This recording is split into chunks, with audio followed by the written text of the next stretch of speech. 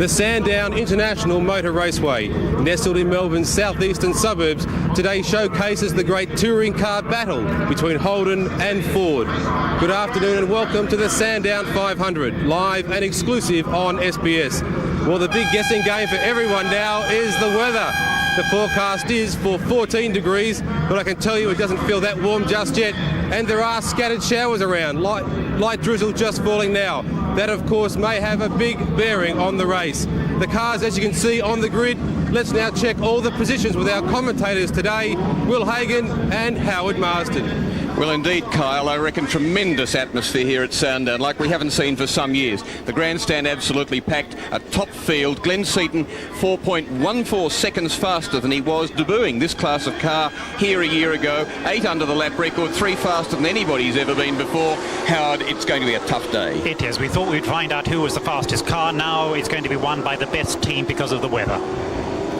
So the cars move off now on to their final lap before they start the 161 laps of the Sandown 500, a race that's been running since 1964, a long, proud tradition. And when this 10,000 person grandstand erupts to have a look and to cheer the people as they blast off from the grid in the order of Thomas Mazira on pole for Holden, 1:13.38. Larry Perkins just pipped for that honour and making it all Holden front row of the grid for the first time since '86. Alan Jones will lead off for the Glenn Seaton team and followed right in behind him Peter Brock. No gap between those two to talk of. And then a Crompton Dick Johnson mix on the third row, so Holden and Falcon in together.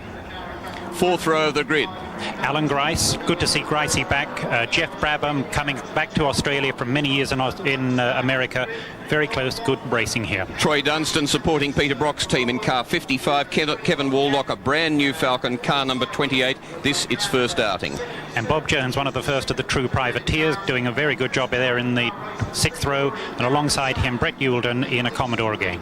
Row 7 leads us to John Trimble in an old VL Commodore, an ex-Larry Perkins built car, and Anthony Tratt, also Holden Commodore, a bit of a gap between them, just over half a second. Times are dropping now. We're down to nearly 21 seconds with Tony Scott in his Commodore and Michael Donoghue in the other Commodore with the television background personality of that team. Then 2-litre cars, row 9. Colin Bond, the Toyota Corolla, just managing to edge out the non-turbo Ford Sierra of Steve Ellery, an ex-Glenn Seaton car, brought back to normally aspirated and 2 litres.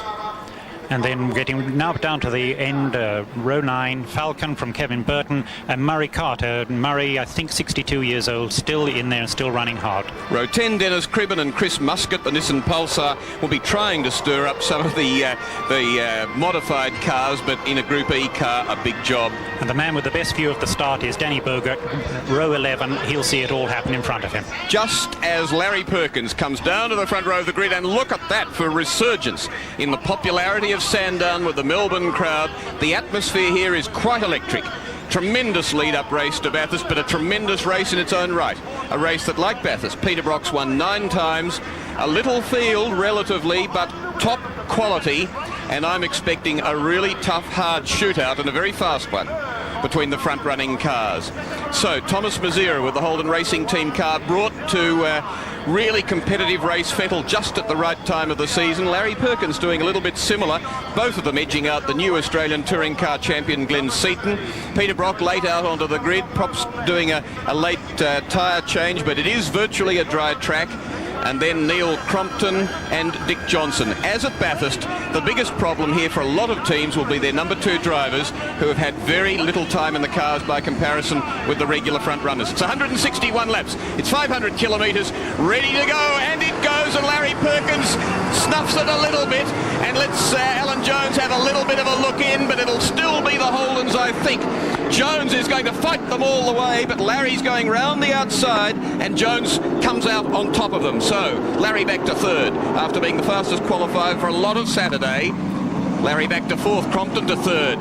Thomas Mazira leads. A good clean start, good to see. And a hard-fought one too, an absolute beauty. There's Johnson in behind Brock, 5th and 6th. So there's looking very serious, and Howard Marsden, indeed, you were talking to Glenn Seaton and the Peter Jackson team, and the instructions are pretty tough for the car. Bad news, potentially. There's only one way they're going to drive the car today, and that is flat out. They want to know if it's going to break. They want to find out here today. They're very equal drivers, Jones and Seaton. They work well together. They know the car, and they're really the people that are going to make it happen. Alan Grice there in number 16 that he'll share with Brad Jones. But Mazera, the lead car for the Holden Racing team, out in front. They're all settling down. They're looking at the circuit. Tyres are very cold. They're not allowed to have tyre warmers in this class of racing. So they've got to get the tyres up, settle down, get a gap, get the heartbeat back down and go. Sensational job by Neil Crompton to jump away the way he did at the start. And indeed, he's just 0.62 of a second from first to third, and he's now second, as you can see. And he is looking very serious, and Alan Jones wants him back as well, and they've touched already, and Larry Perkins is watching all this, and I've been a bit bemused by both the pace and the seriousness of the front runners.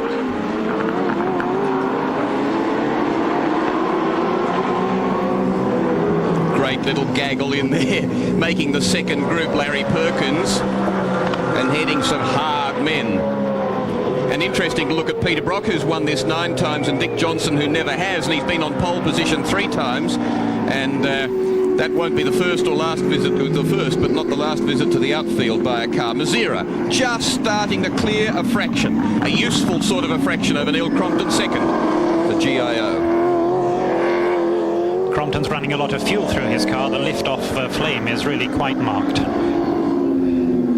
Generally that happens when they're running either a very rich fuel or a cam timing that gets a little bit of overrun on the liftoff. Very spectacular. So coming up to complete lap 2. 159 remain. And back to Crompton from the race leaders, 0.37 of a second. And it's Alan Jones, Larry Perkins, Peter Brock, Dick Johnson, Alan Grice, Jeffrey Brabham, Troy Dunstan, Bob Jones, Kevin Waldock, Smurden, Tratt in the car that he'll share with Jansen, the Donahers, Trimble. That GIO car is really working very hard. He's even locking the brakes at this stage. Very early in the race, he's decided to get out there and get the television. Sharing the car with Mark Gibbs. 7 drivers have won this race. 7 of the drivers in the field have won the race previously. And there's only one car combination that has 2 winning drivers in it. That's the car in 4th place, the Castrol Commodore of Larry Perkins. Greg Hansford, his co-driver, has also won this race previously. Larry's won it twice, Greg's won it once, but Neil Crompton's co-driver has won the race previously. That's Mark Gibbs. He won it in the GTR Skyline for Bob Forbes. And they're already on race time. They said they were going to race in the middle 15 seconds a lap, and they're doing that 15.7, 15.8. They can all do it. They can all do it for a long time. 1.6 seconds over the leading 4 from the leader to Larry Perkins.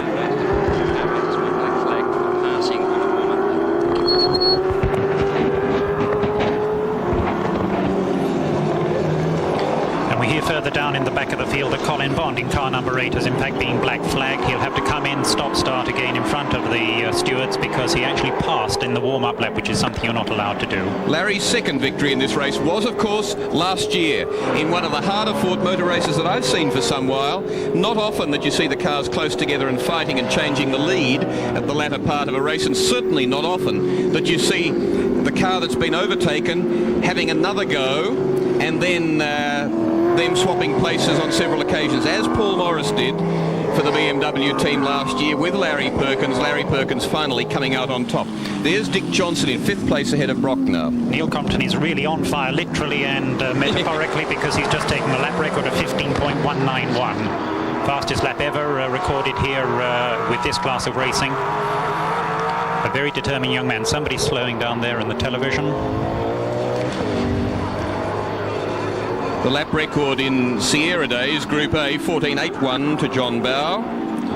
And the fastest previous qualifying times here, 13.91, done by Jim Richards for the touring car round in 91, and John Bowe, the touring car round in 92 in a Sierra. So 2 cars identical to a 100th of a second. And here's Alan Jones now saying, well, I've got to work the car hard. That's what they told me. Let's get into it.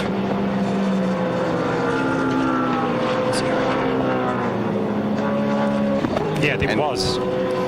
So car 15, Thomas Mazera, the guy who's gone so well for Holden in recent times. And this just a heartbreaking moment for the man who's not only the lead driver, but also the team manager in the absence of Neil Lowe these days, the ex-Dick Johnson team manager. He stopped slowly, he's rolled to a stop, there's no smoke. First guess would be transmission. And that would be a bit unusual because Peter Hollinger, who makes the six-speed transmissions that not only virtually all these cars use, any of the current cars do.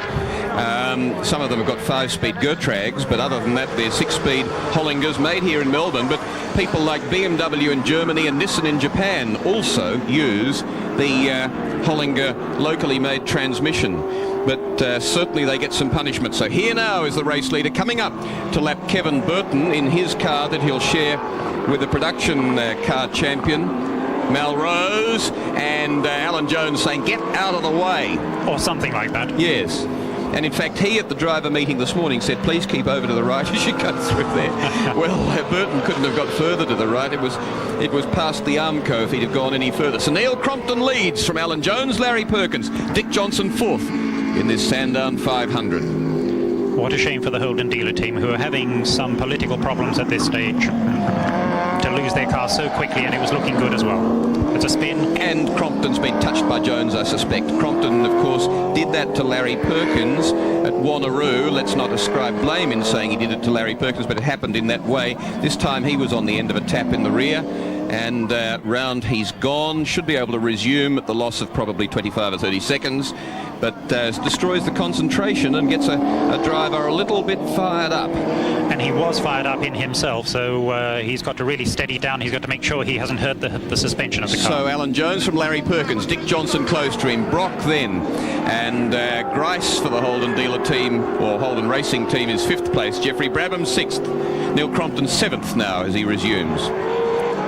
Crompton's eighth. Dunstan's in front of him in car 55, the second of the Brock team cars, the yellow car with the Pepsi and other logos on it. Here's your race leader, number 30, the car that he'll hand over to the new Australian touring car champion, Glenn Seaton.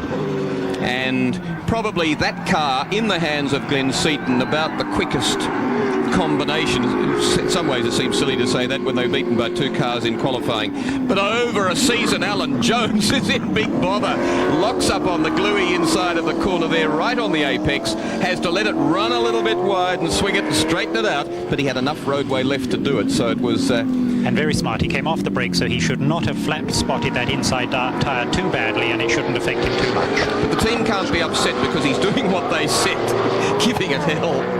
So we saw there just a touch of the Alan Grice car that's in fifth place, the second of the Holden racing team cars. Larry Perkins going for the lead. Holden into the lead now from Alan Jones, but remember Larry Perkins, what happened to Crompton a couple of laps ago, and Jones goes deep and committed and keeps the lead. And keeps the line, that's more important. Perkins came off that back corner faster than Jones because of his brake lock-up, and that's what made him look so fast down the front straight. See Grice just in the background there as this other group make a quartet. And a quartet of Ford Commodore. Lots of things that we'll talk about through this telecast, Wayne Gardner and the Holden racing team shenanigans, but we'll talk also later on about the regulations and cams and poor Glenn Seaton being a spokesman for some Ford discontent. Lots of things to be covered, lots of aggro in the pits indeed. And they're working their way past that 2-litre car, number 77, Steve Ellery in the Ford Sierra. Got it.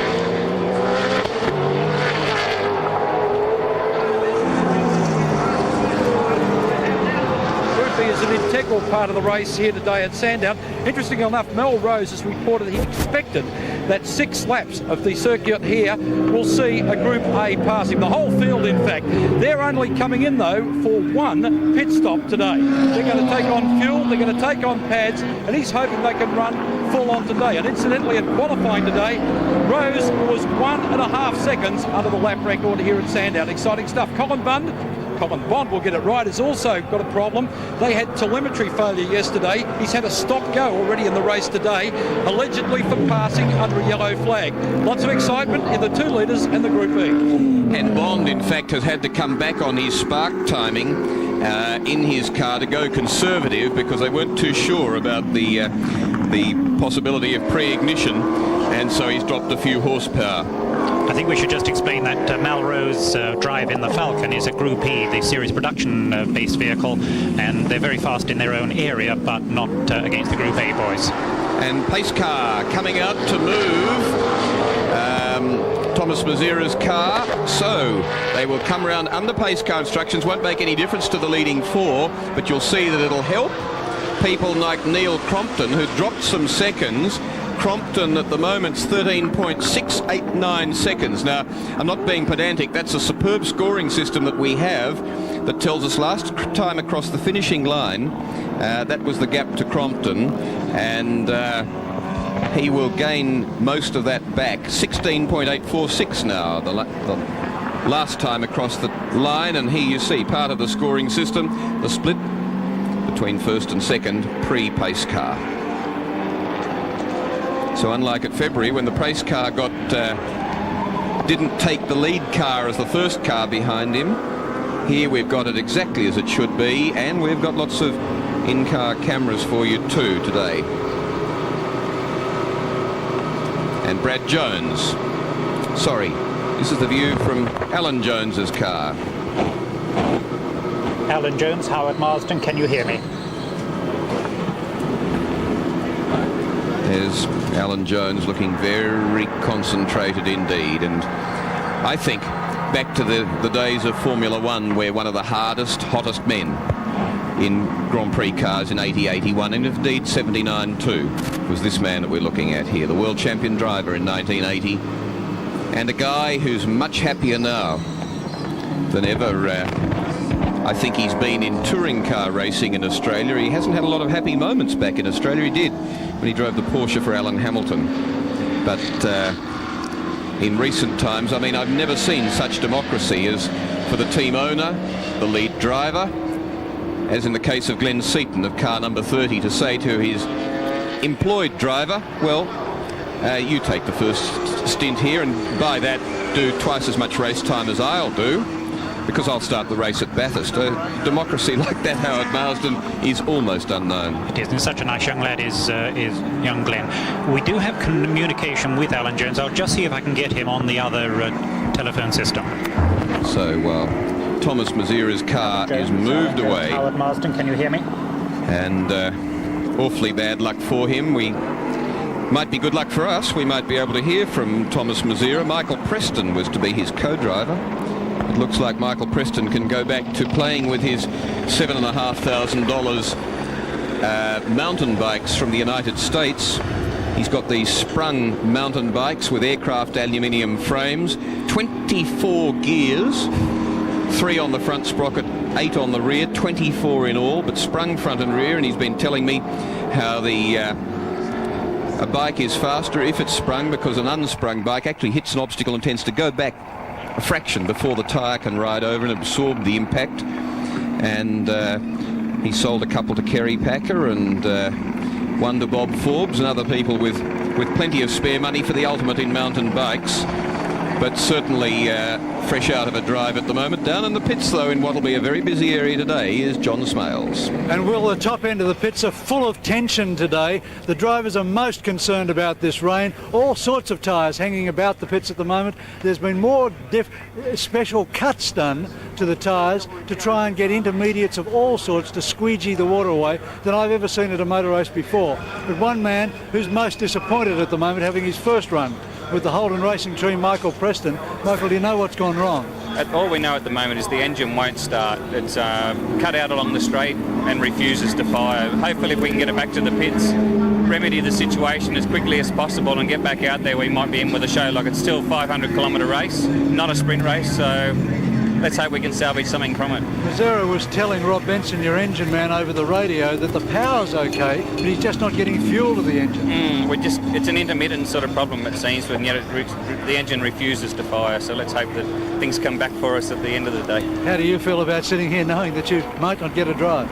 Oh, it's a disappointing situation, but it's a co-driver's job. Sometimes you have the good stuff, sometimes the bad. So, while car 15 that led for the first 4 laps in a race that's now done 11 and 3 under the pace car, 2, Mr. Greenway tells me. Boy, we've got some lap scoring and timekeeping systems available here today. And, as I say, led for the first 4 laps. The race has done 11. 150 remain. That's the sad sight. And the teams have been warned that the pace car is going to go away. They're starting to warm the tyres up. This has hurt, in fact, the calculation on fuel, so the cars will, in fact, be allowed to run, I think, until they get their first indication of fuel run out, which is around about lap 55, 56. So the calculations are a little bit up in the air at the moment. So it probably helped them just make sure of the 2 stops, 3-section race. Yes. And there you see the situation. So Larry Perkins in second place in 11 will be relieved by Greg Hansford for the middle stint. The Dick Johnson team's interesting. John Bowe will do the 3rd stint, Dick the 1st. In between will be Cameron McConville, the 19-year-old who's deferred his first year out of school at university. I mean, what sort of a dream is that, to get a drive of a race car of the potential of this one? Then Brock, Charlie O'Brien, Grice Jones, as they start racing again with Alan Jones in the lead. Jones got a good break there, and just that half a second he's got will be a nice little comfort to set the pace, settle back down again. Oh, look at the thing wanting to jump sideways and lurch there. Jonesy's driving the car very hard indeed, as we were told they were going to, but he's having to because he's not losing those Commodores at all. So their second team car, you can see further back there, 6th place. That's Jeffrey Brabham, the Le Mans 24-hour winner this year. He'll share it with that marvellous dairy farmer from Tasmania, David Parsons, and I marvel every time when he comes back what a job he does and how good he'd be if he got regular drives of a car. David Parsons, jockey size, big heart, and great skill, great sympathy with the car too. A tremendous co-driver. They reef him off the dairy farm once a year. There he is. He will be later on in the second bright blue-yellow car as we watch the top 3, then 4, Brock, then 5, Grice. Talking of Neil Lowe leaving the Holden Racing team, I remember Grice, or Lowe, passing and fastest lap there from our time scoring system. That is a rocket time of 14.958. From Alan Jones. It's not yet actually under the lap record though of a Group A car, Sierra 14.81, but very quick with full tanks and more information, more news from the pits. Stop and go penalty, and now an unscheduled pit stop for Colin Bond. What's the problem? The clutch is slipping, and I think it's one of those problems that unless there's something hydraulically wrong now, it's going to be difficult to fix actually, but it's just one of those funny things. I mean, there's brand new clutch and everything else, and now it's slipping, so I'm not sure what's going wrong. Colin Bond in the pits and waiting for service, hoping to get back into today's race. Having a wretched weekend actually. He discovered a problem earlier which he said, I'm glad we discovered that before Bathurst. Well, he can throw the slipping clutch into the same book of discoveries as we see the top 4 now. And funnily, do you feel, Howard, they're just taking a while to get as sort of chewingly frantic at each other as they were in the opening laps? They just seem to have come off the boil a tad on this lap.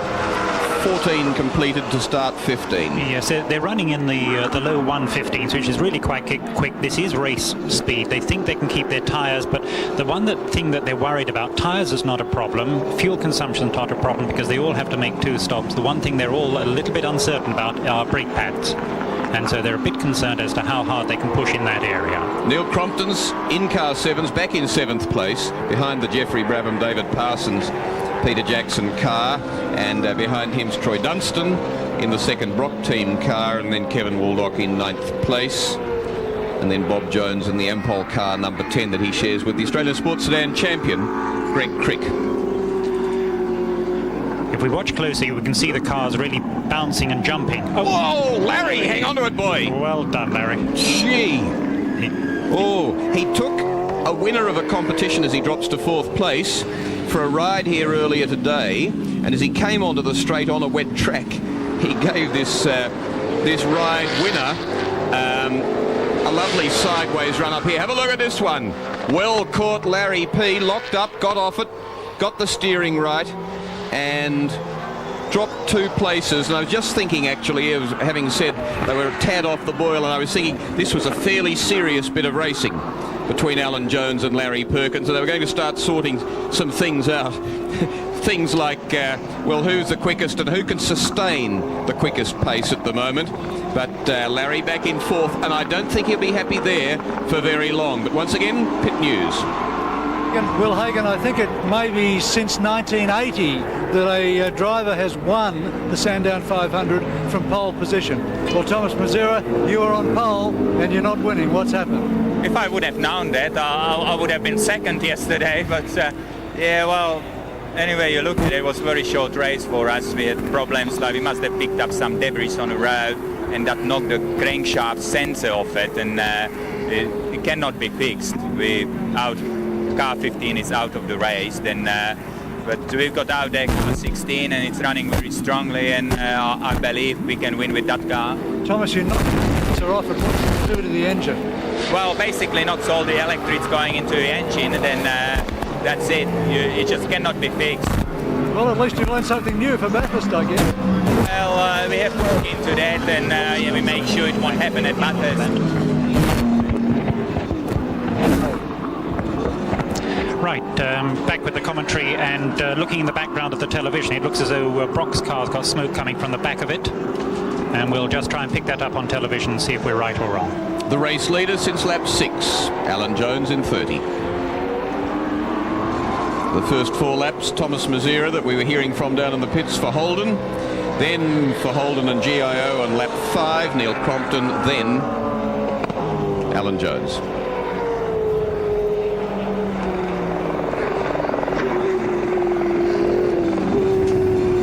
Yes, there's the smoke.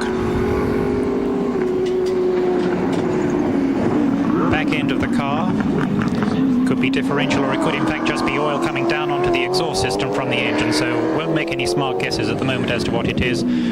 Brock will be able to smell it, and for sure Perkins knows all about it.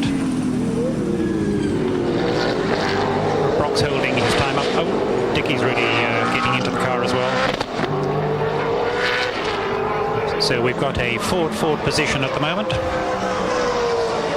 With Brock smoking and maybe in trouble, Perkins, having had a mild heart attack, is now recovering and will recoup and come back onto it. Think about what pace he can and wishes to run.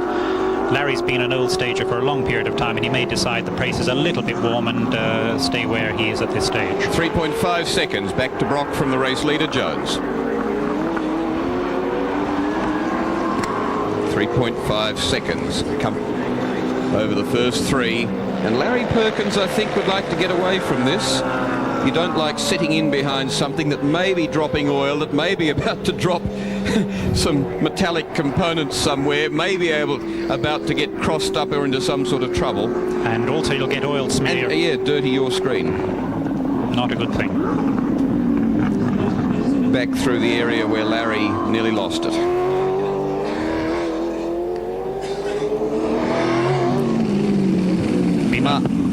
Been a lot of talk recently about the increased amount of aerodynamic downforce effect that these cars are getting. Talking to some of the drivers who were in Commodores last year, and this is quite a bumpy circuit at Sandown, and last year when they were bumping over the circuits, they were actually getting wheel spin. The engines were over revving on the wheel spin. Now it's still bumping, but they're keeping the air pressure down, chassis down, much better connections, and in fact the cars are easier to drive, if I can use that term. It's very difficult any time to keep the car under control. Larry Perkins still tucked in tight behind this. Yes, it's interesting to hear these guys talk of downforce. I think the 9 times winner of the Sandown 500 is not long for a hard run. I don't know whether it's going to cause his retirement, but it certainly doesn't look too healthy. It's getting worse, so it's either an oil leak or engine wear of some abnormal type. But If you ask and talk about downforces, Larry Perkins tries to get past Brock, and Brock says no. Former team mates and indeed triple winners at Bathurst together as Larry co-driver for Brock. As you see there, the gap from the leader back to Brock. Now, from second place, car number 17, but and there's Larry. He really does want to get by.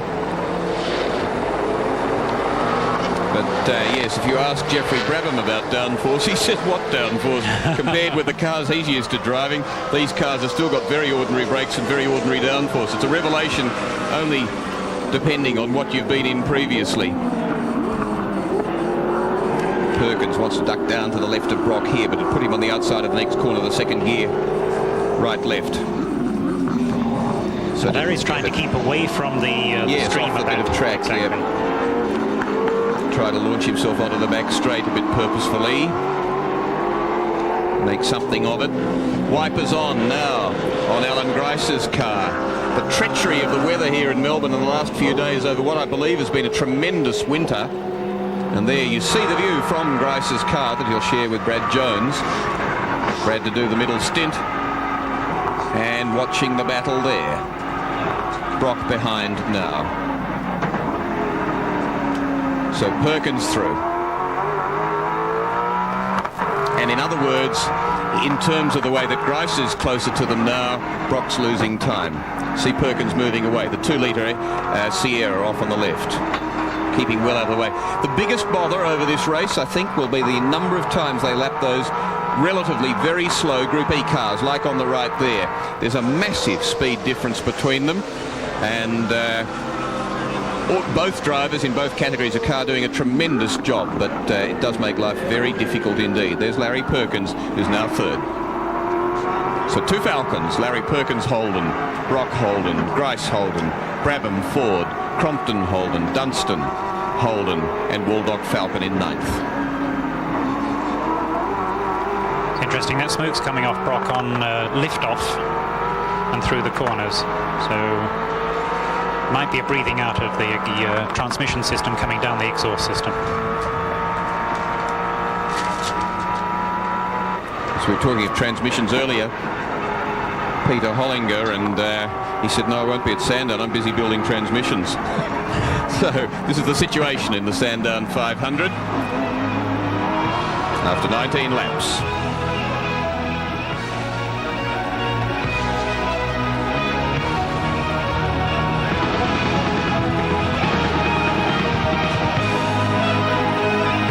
.30 Monday on Masterpiece.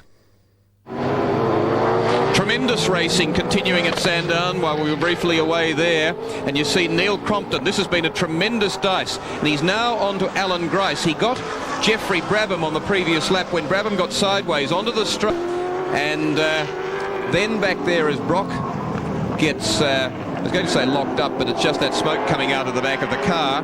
But you see Crompton, the race leader on lap 5-4, one lap and a bit before he was tapped by Alan Jones.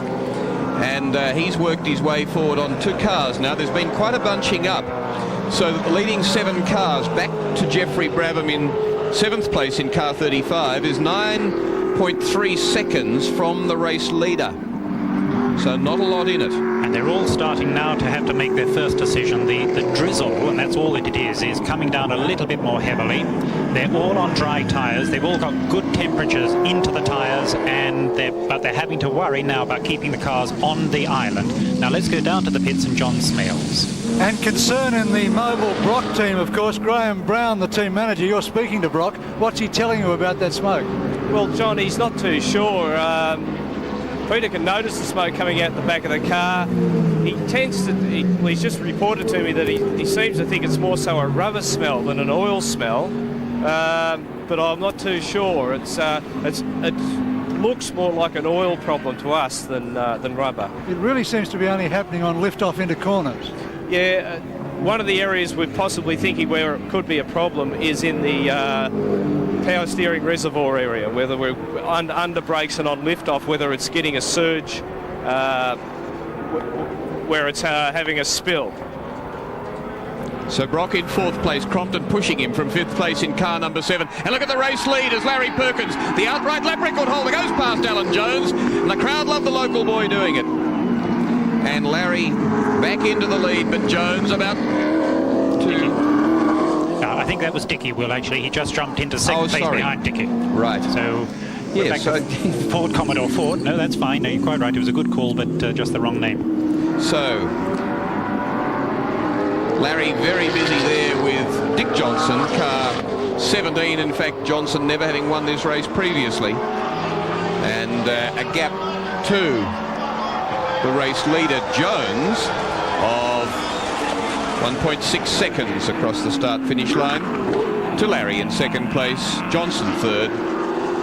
And it's interesting, take you back a dozen laps where Larry had more than half a moment, settled down, thought about it, and he's decided to come back onto the attack. And he's the Commodore that's really carrying the game to the Fords at the moment. So 1.4, 1.5 seconds thereabouts. 1st to 2nd, Falcon to Commodore, and then to 3rd place is another 0.54 of a second from Perkins to Dick Johnson, and they went across the start-finish line.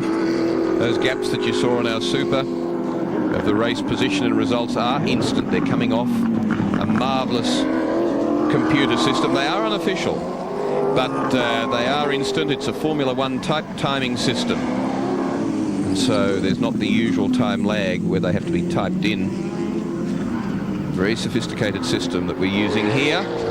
Second time we've seen them come past Steve Ellery in that 2-litre Blue Sierra. He's doing a very good job, really watching his mirrors and really keeping out of the way of the big boys.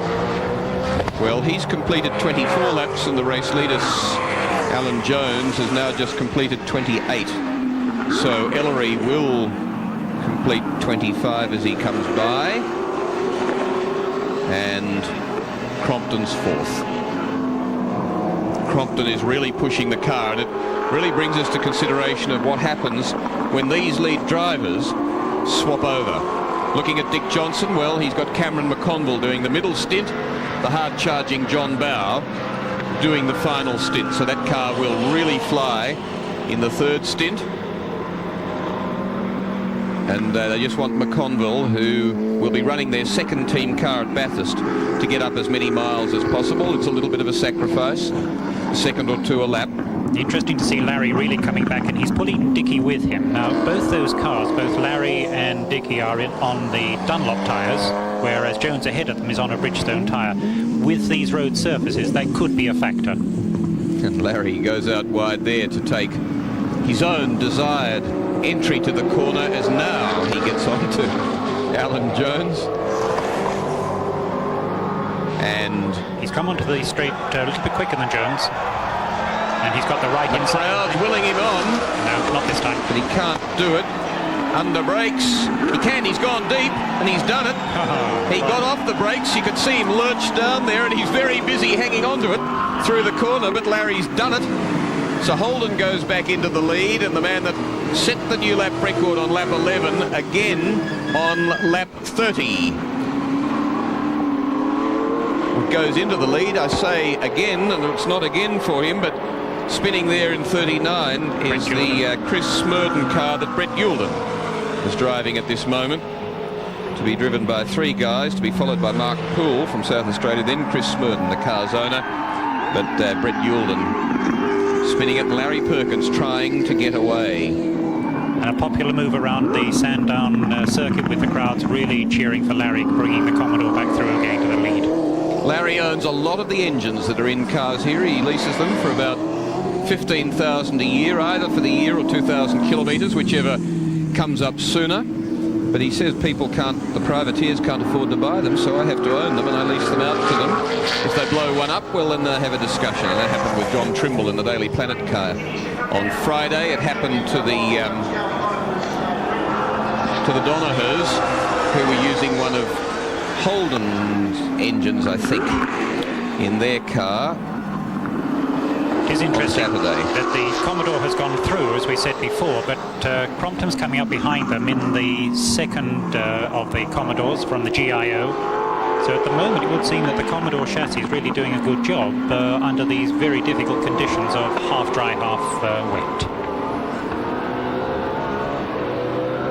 Onto the back straight and setting sail now up there, where top speed's about 250, 252 kilometres an hour off the electronic logging for those cars.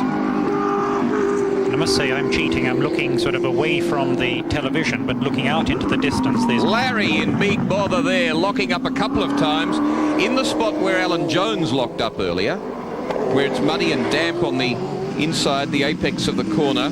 But Larry didn't get out of it quite as cleanly or with as little damage to the tyres as Jones did. Yes, looking in the distance, there's more rain to come, and I think we're going to there. You see Jones getting very sideways. I think somebody's going to make the call reasonably soon to come onto an intermediate tyre and see if they're quicker coming in, changing tyres, running in the difficult conditions and then changing again, or do they stay brave on the dry tyres and just stay out there and do the best job they can? 1 second over the leading three. Larry Perkins locks up just briefly as they went across the start-finish line. And in the pits, John Smales, Larry Perkins with the wipers going, as you can see. And Will Hagan, in answer to Howard Marsden's question, look at the Holden Racing team set up at the moment, ready to go to put tyres on Alan Grice's car. Now they're on full wets at the moment. They've got full wets out here. But Rob Benson says, look what's happening now, just over here. In comes an intermediate tyre. So Grice is reporting by the second what he wants to have on the car, and the team's getting ready to do it. So it'll be very interesting to see what happens when Grice pits very soon. And this is Grice's car.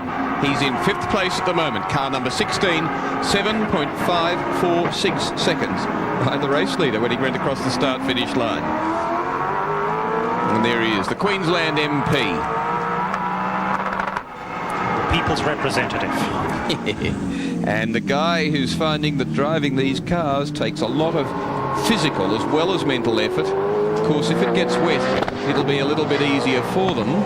And you can see who's tucked in behind him, the local hero, Peter Brock, sharing the car with Charlie O'Brien. At Bathurst, Brock will have O'Brien in a second car, and Brock will have Cleland from England, British touring car driver who, like Paul Radicic, who's coming along too, has won a round of that furiously fought British Touring Car Championship this year.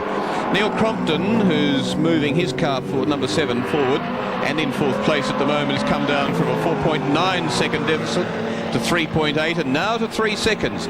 So 4th place is just 3 seconds behind the race leaders. And in behind him, in 5th place is Grice, 6th place is Brock. That's the battle that you see there, Grice, Brock. So 5 is in 6th place. Oh, and he's gone. He is gone. Cannot hang it. And Dick, who's never won the race, he's taken pole position 3 times. Got to spin it round and try and keep off the grass because it's pretty soggy out there. He does that okay. Remember that Larry Perkins, although he had a near spin and lost 2 places, had a spin last year, yet won the race down the bottom at Dandenong Road corner there. And in the meantime, Grice in 4th place now. Brock's 5th, Johnson's 6th, Jeff Brabham's 7th. You can see how well these blokes are driving. Dickey was just forced a little bit offline in trying to come round Jones at that stage, and that was just enough to put him off. These cars are not only fast, they're also very heavy at 1,300 kilograms. And there's just one line, you must stay on it or you're in a lot of trouble. So car 7 that had been round earlier in the day, back to 3rd place, that's Neil Crompton, and 2.846 seconds only in arrears to the race leader. Grice here's 7.2 seconds behind. Brock hot on his tail. Very hot on his tail. I don't think Grice is very happy out there. When a man's talking to you at the pits about wanting to change tyres, then generally it's difficult for him to hold his place. And there's a big hold-up as car 31, Kartmania's entry of Andrew Harris, Tony Scott in the VL Commodore. Gets in the way, but up at the lead, things are pretty furious. Still hasn't beaten the lap record that he did earlier. Well, you wouldn't expect it on a track that's just a little bit greasy now for Larry Perkins in car number 11.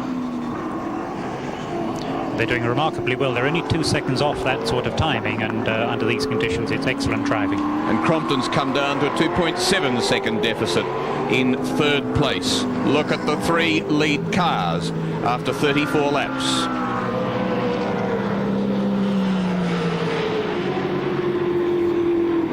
Up the back straight building, and I looked at the readout myself of Neil Crompton's car, anywhere from 247 to about 251.8 kilometres an hour up the back straight there. To give you an idea, don't know first gear top speed, but second gear was 126, and they could tell us that it happened at 7,411 revs. Third gear on that particular lap was 151.3, and he'd just gone over the 7,500 rev limit, 7,538. Fourth gear 188, 7,426. Fifth gear 224. Sixth gear up towards 250.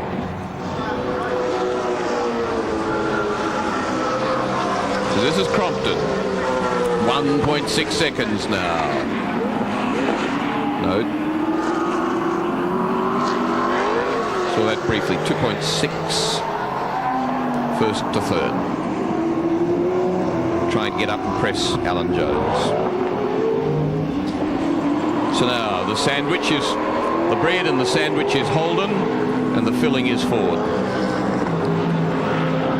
Crompton's drive at the moment looks like one of the better comebacks since Dame Nelly, and most impressed. A man who so far people don't really see as a hero driver, but more and more this year his driving skills are really coming to the top, and a man who does a great job on commentary. There we go. Ellery's, Steve Ellery, yes, the 2-litre ex-Seaton Sierra. No turbo these days.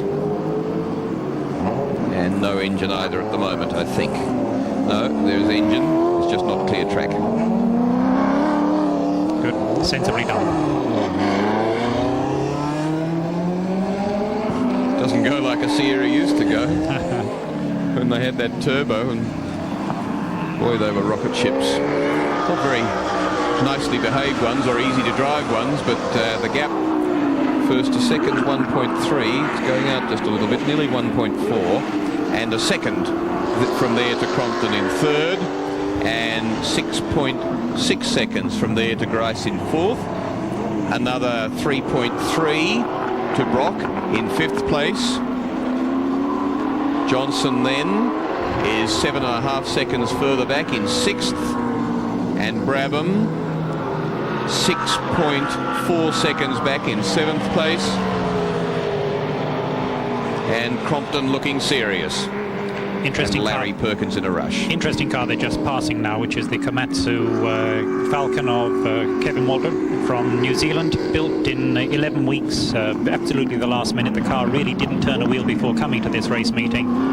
He's going to drive a sensible race, keep it all going, and learn a tremendous amount out of how to set the car up and how to watch the other cars coming through on him, as they will do every 30 to 40 laps.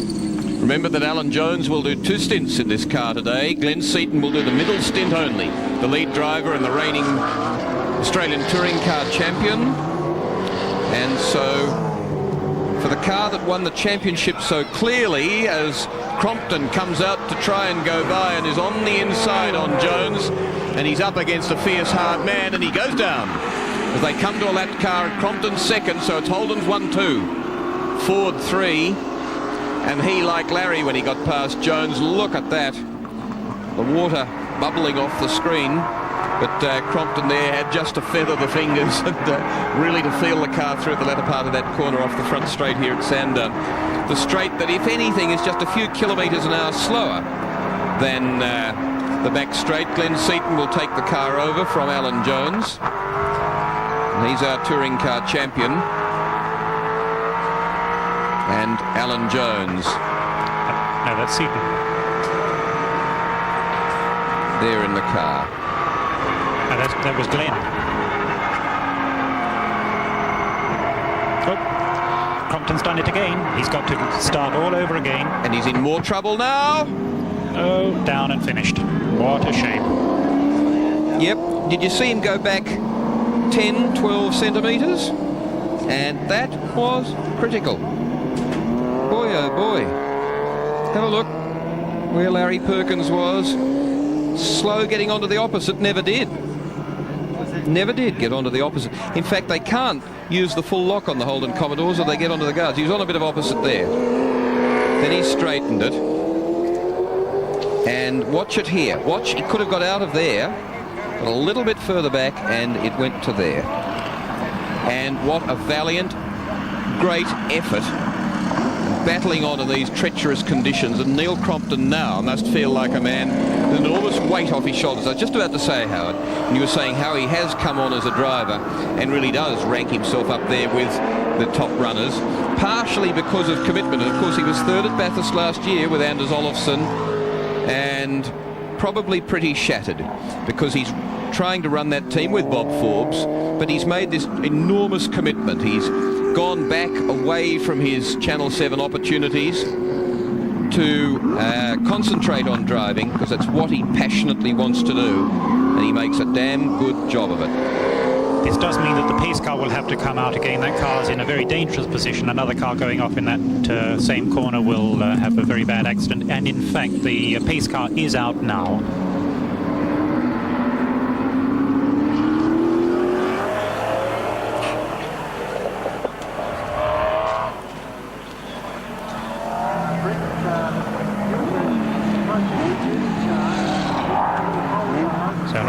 For the drivers to relax a little bit, to think about where they are, consider whether they're doing the right thing staying out on these tyres, and I think certainly they are. One shouldn't say this, Howard, but I'm jubilant because I just learned that my young son's won his grand final. Nobody else is interested in that, but I'm jubilant. It was only a penalty goal. 3-0. Terrific. North's Colts, the thirds. Well done. I wish I could have been there, but I'm enjoying this one too. Yeah, this is really good stuff. It is. It's very exciting and a lot of potential, because those other drivers getting into these other cars, and 2 other drivers to get into the Johnson team car number 17, has got another whole different scenario to the latter part of this race. Exactly right. So here's the situation. 39 laps completed. I'll try and find out how many pace laps they did earlier. And Nigel Greenway, using only 6 hands, will have no trouble telling us that in just a moment. And there's Ellery in more trouble and further trouble, repeated trouble in the Sierra. So they did 4 previously, so this is their 5th in a second stint of pace car laps. The remarkable multi-eyed, multi-armed Nigel Greenway. Goodness me. And I really do feel for Neil Crompton, I really do. One of the interesting things yesterday, Howard Marsden, was those, well, they weren't templates, they were mudguards that they were taking round to these cars, ensuring that any dispute over whether your mudguard was a standard type one or not couldn't be argued anymore. I saw them there fitted to Larry's car, and make sure that the cutout at the guard, particularly at the front where the Holdens cannot put them on full lock, or they will actually tear at the guard, the tyre, there, because they want to run the ride height so low, there's very little space. That's right, and Brock's coming in now, so possibly John Smales or Ian will be able to give us an update on what's going on down there. Do you want to go with Brock as well? Good time to try and solve the problem for Brock. Cheap time. They're looking at the power steering area now in case they're right with that guess. Do a tyre change while you're there. Lap 40, so about 14 minutes early. This is the situation. They'll try and get in and out if they can, possibly before the pace car comes back again. And this is the situation as Brock pits, and that's the situation with the front runners, the leader and the new lap record holder, Larry Perkins, at Sandown. To his left leg when his Ferrari's been around many a year. He's done a huge amount of long distance racing. He's running himself in. He's not over here to play a hero. He's here certain restrictions and understanding. Good team tactics. Yes, and a very professional job to come from Jeffrey, I'm sure. Stay out of all of the trouble, treat the car sympathetically, and watch a lot of other drivers and learn just what the cars can do, and he'll be very sympathetic with them. You've done 24-hour races at Le Mans. You know about pacing yourself, and you know about looking after machinery, and you know about staying out of trouble. Alan Grice doesn't. He loves it. Loves a bit of trouble. All right, says Larry. Off you go. Oh, dear. Good stuff. And that's Grice's car view. Murray Carter gets taken again by another car. Carter down in 15th place, still in car 18. Brabham looks and there's Jeffrey Brabham. So the car bobbling about a fair bit. You share it with David Parsons, and David Parsons will lose nothing to Brabham either. I can't tip my hat enough to the little Tasmanian dairy farmer, but there, the 41-year-old face of the oldest son of Sir Jack Brabham, 1959, 60 and 66 world driving champion, world champion driver, and this man, the third Australian to win at Le Mans, following Bernard Rubin in 1928 and Vern Schuppen. What year was Vern Schuppen? Oh, pass. Much later. That's right. And a few years earlier. Indeed. And like Vern Schuppen, has driven at Indy as well. And there's your split. And 1983. Says the man with the mercurial memory. Thank you. Nigel Greenway, 1983. Vern Schuppen, so 10 years between Schuppen at Le Mans, victorious for Australia and for themselves, and Jeffrey Brabham. David Brabham, of course, won the Grand Touring class for Jaguar XJ220, but the last I heard had been disqualified for the cars not meeting regulations with catalytic converters. That doesn't sound like Mr. Walkinshaw. And there, 4th place, Brabham, and, you know, very unspectacular. And there, 17, big trouble, 6th place. John Bowe in car number 17, and he's on the starter motor. And how much bother can this team get into at Sandown? As Dick Johnson said when the 15th or the umpteenth bout of rain came yesterday, how much do they pay people to live down here? Do they give them a big grant at birth or pay them monthly? He said it was 27 degrees back home yesterday. So Dick doesn't love the place. It's certainly not enhanced when you're watching your car at considerable expenditure parked on the back straight at Sandown.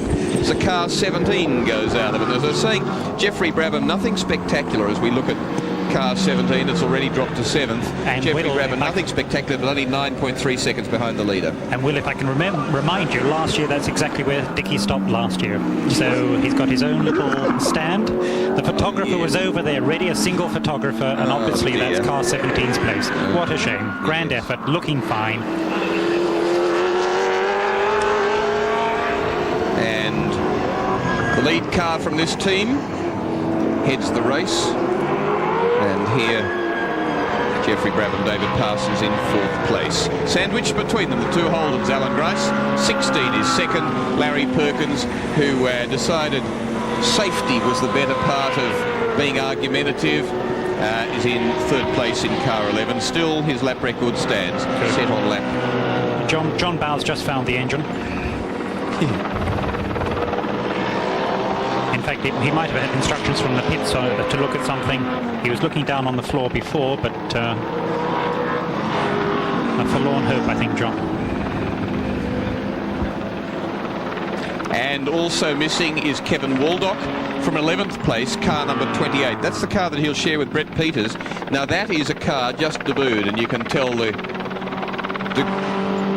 and in the pits, the other man from car 17, Dick Johnson. Exactly 6 minutes ago, I was going to walk up to Dick Johnson and congratulate him for getting past the first stint in the race. Now, Dick, what's happened? Well, it's something fairly simple. It's just the fact that it's broken our throttle cable. Simple as that. Now, Cameron McConville's in the car, yes? No, Bowie's in the car at the moment. What's he had to say to you? I don't know. I didn't get on the thingo, otherwise it might have hurt my ears, I think. Dick, you try so hard, you put in so much effort, it's hard in a way not to start laughing about it because it's so ludicrous, isn't it? Oh, it's just part and parcel of the game we're in, I suppose. You've got to take these things, and I can assure you it won't happen at Bathurst. Simple as that. Dick, what does winning the Sandown 500 metre. It's a question I'd saved up for about 3 hours from now, incidentally. Well, it's sort of becoming a bit of a thing that I'd really like to win this event, and one day I suppose hopefully in the next few years we might be able to do it, otherwise it'll be too late, won't it? Look forward to talking to JB when he gets back. Well, I don't think he'd be very approachable right away, but it might take some time, but we'll get him down to it. Dick, thanks for your time, I really appreciate it. No problem. Get it in under a bit of shell care at a service station, Dick, and everything will be solved. And here comes the pace car, third stint. How many laps last time? 3 laps last time, 4, then 3, and the third stint now. So, hook up with the leader again. Alan Jones from Alan Grice, 30 from 16 from Larry Perkins, 11 from Jeffrey Brabham, 35 from Troy Dunstan. Steve Harrington, the second Brock team car, 55, heads the lead Brock team car. Brock in car 05. Then Rod Jones in 12, Smurden in 39, Trimble in 41 from the Daily Planet, and Peter Jansen, actually the car that is shared with Tratt's in it at the moment. His car number 44's in 10th, and Waldock Peters are 11th in car 28. Dick Johnson's 12th classified at the moment in car number 17, Crompton's 13th in car number 7, and then Burton in car 10. Right, we're now close enough to this first third of the race where some of the boys will take the opportunity to come in and change pit, tyre, drivers and what have you under the yellow flag and see if they can't get out without losing a lap. And that's what Grice is doing now. So he's just getting himself nice and ready. Unfortunately, cams will be watching this, Mr. Grice, and you're not really supposed to do that. But we won't tell them. You are driving slowly. He doesn't remember, or he hasn't brought to mind the picture of Zanardi in the Formula One Lotus going into the barriers at Eau Rouge at the Belgian Grand Prix recently, when despite being strapped in as hard and tight as anybody could possibly force the straps down, his head hit the steering wheel in a 6-point harness. Mr. Grice would be out through the windscreen if he ran into something now. Skill driver, there they are. So Alan Jones in 30, the race leader, the second place car number 16. And it'll be interesting to have that standoff view to see who gets out first and who, both of them being able to get out before the pace lap comes back again. The Bedlam in the pits at the moment. 2 Peter Jackson team cars. It's a brave move, but a smart move. Mazira into Grice's car, so excuse me, Brad Jones. Few last minute instructions as to any problems there might be in the car. Now we'll get serious, says Thomas Mazira.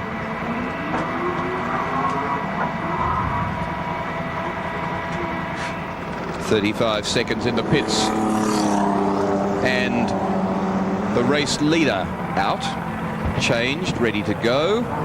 Glenn Seaton, car 30, beautifully done.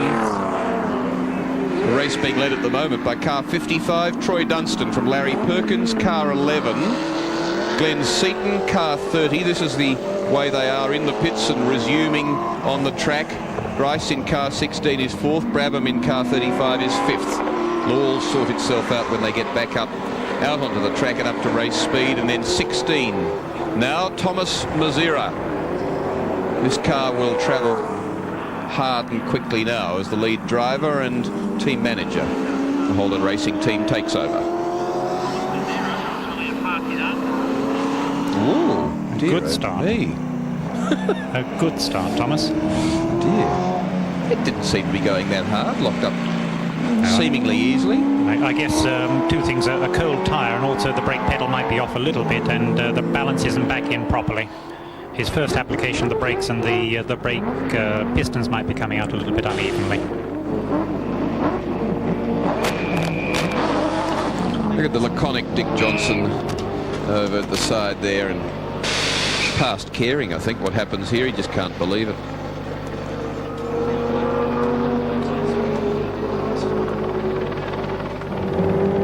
And that's the race leader, car number 55. It's the second Brock team car. Brabham Parsons, as we have it on our scoreboard, is 6th. It is a confused business at the moment. Yes, you see, it's off sprinting, trying to get round to the tail of that group.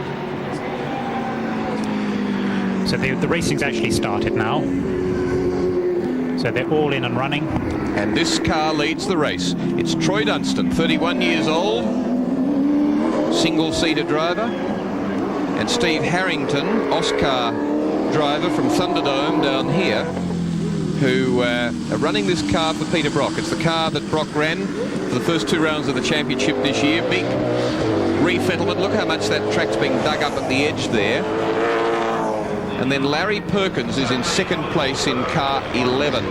But all very well for 55 to be in the lead, but he is due, therefore, for an expensive pit stop. 53 laps completed now. And within probably the next 3 or 4 or 5 laps, that car will be due in. Now, the scoring machine sorts it and says that Glenn Seaton in 30 is in second place. Larry Perkins in 11 is third. Grice, Thomas Mazira in Grice's car 16 is in fourth. Rod Jones 5th. Jeffrey Brabham 6th. Brock 7th. Trimble 8th.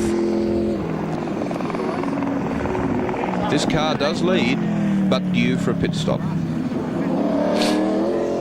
Interesting battle, Howard Marsden, coming up, I suspect, between Seaton in 30, Larry Perkins should have handed over to Greg Hansford in 11, Mazira in 16. Mazira and Seaton will be the real pace setters there. Hansford will run fairly conservatively. Yes, and I think so. I think Mazira really is going to be quite aggressive in the way that he tries to pull this car back and get up there and really give the boys up front a good going over. So Dunstan completes 54 laps, and car 30 behind is 15.347 seconds in arrears in second place, but with the pit stop completed, it's 6.15 seconds ahead of Larry Perkins in third. And car number 7 that we're looking at is 12th. And indeed, it's completed 50 laps where the leader's done 54. So, wretched time for Neil Crompton and now Mark Gibbs in car number 7. And really, for people that put in the effort that they do, you've got to sympathise. Mark Gibbs, Crompton in the pits, trying to resort himself and gather himself together. A tap, and then his own lose, and then the pace car period. The third pace car period of the Sandown 500. The track nicely clear now of any obstacles as car 30. And we'll get an interesting gap this time between Dunstan and Seaton, the sort of lap times they're doing. It was 15 odd seconds, as you saw on the screen. It's 13.18. So it's 2+ seconds to Seaton's advantage. And he's had to get past back marker. Yeah, Rod Jones there.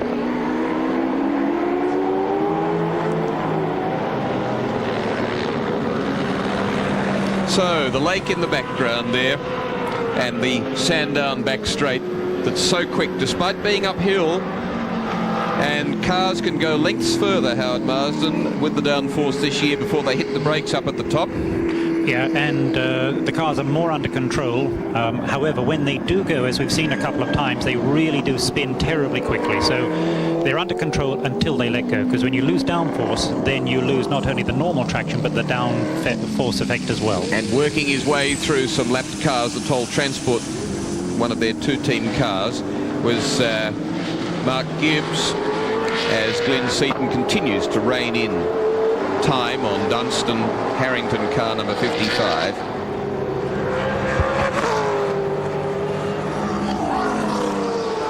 And Thomas Mazira, Glenn Seaton say these cars are travelling so quickly now with downforce. Say across the top of the mountain at Bathurst, not so many fast corners here, but really will shine up at Bathurst. He says if we break something or if somebody has a lose, they will be going so fast there they could end up in the next paddock. He really is frightened.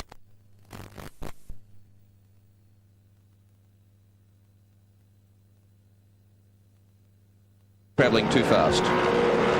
Now for some of the surroundings, and co-driver to Glenn Seaton, Alan Jones, down in the pits. And Alan Jones, can you believe the pace of this race and the weather you're driving in? Well, it's like a sprint race. It's like a round 10 of the Australian Touring Car Championship. I mean, I'm just giving the car everything.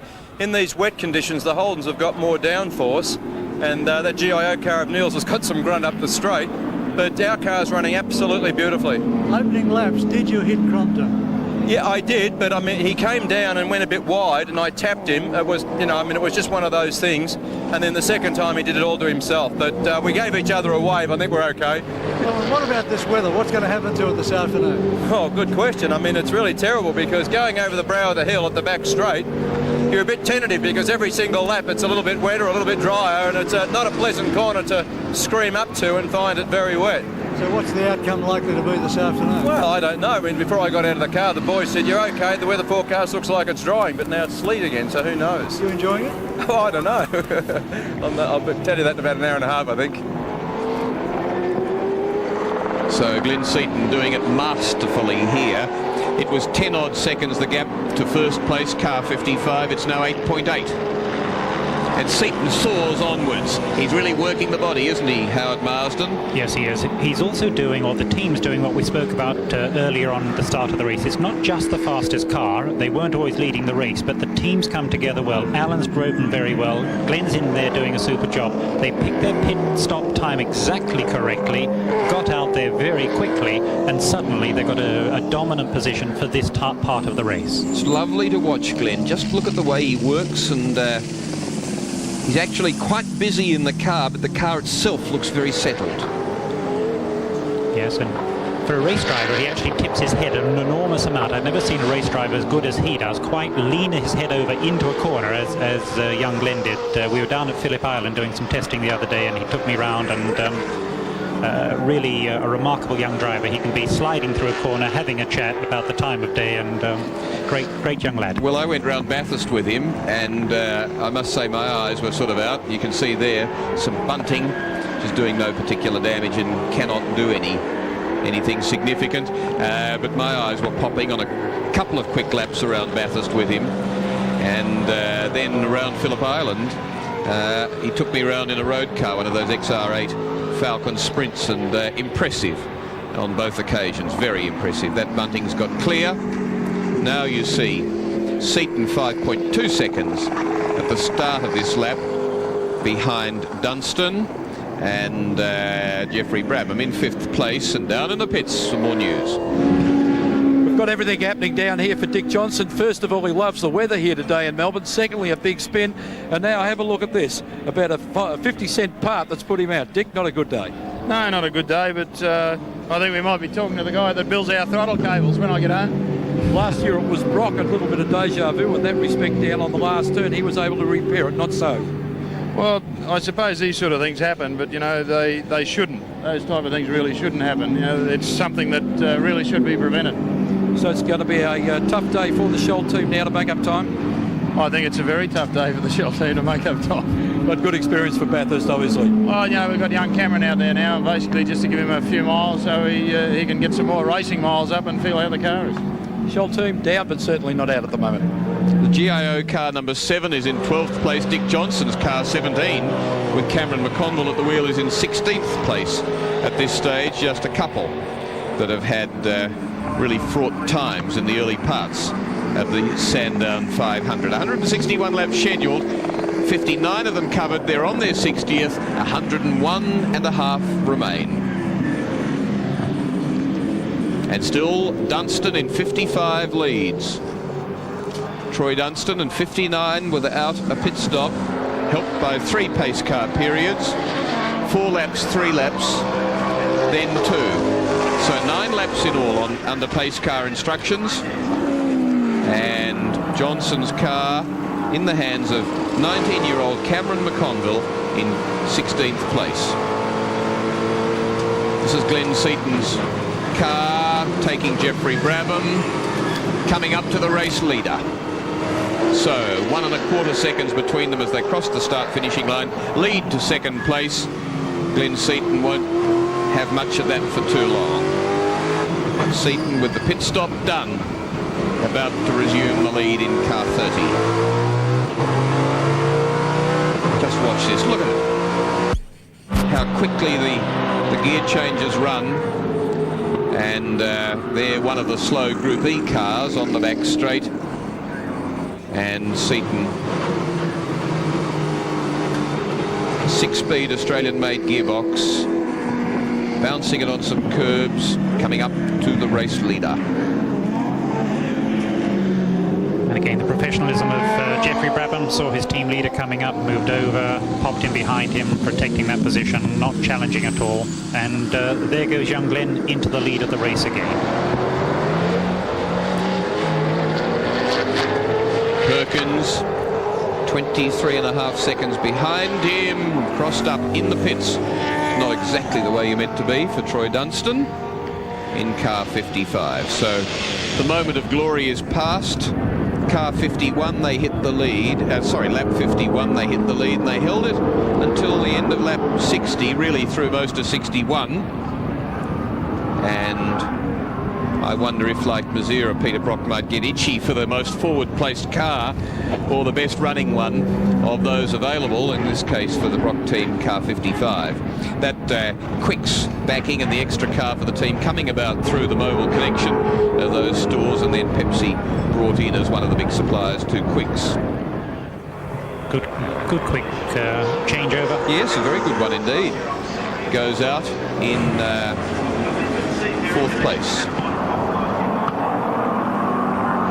Comes up now to complete 61 laps, like Seaton in 30, Perkins in 11, Mazira in 16, and the one we should be watching, the gap, is really that Mazira gap in 3rd place, 31.26 seconds on Seaton, but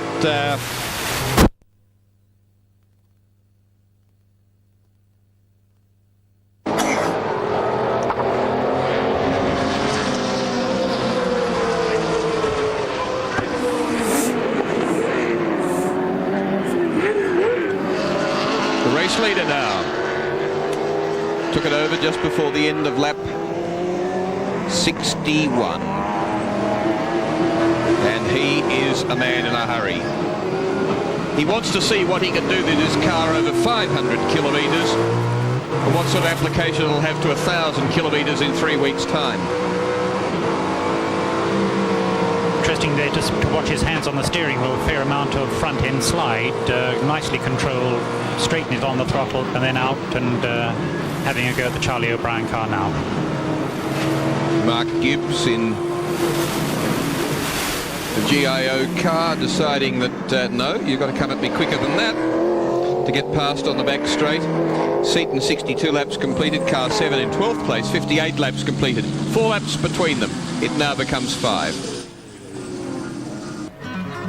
And that's the situation here at Sandown. 100 laps remain.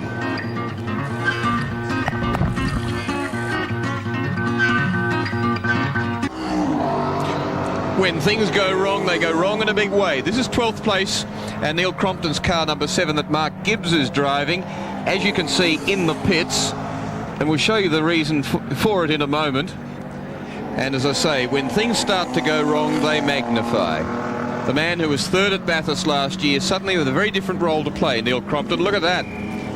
There is the thing's still driving strongly, as you can see. There's smoke from the front wheel as well, so it's from the front end of the engine and being fed back through the exhaust system. So it's too white to be oil smoke, isn't it? Yes. I don't know what it is, but anyway, if the crew don't know, they're trying to find out. And he wasn't far from the pits there. It seemed a bit hard to be driving around the track, but he was that tempting distance from the pits, where now they try and sort out the problem. Oil on the bottom. I wonder if one of the Oh dear.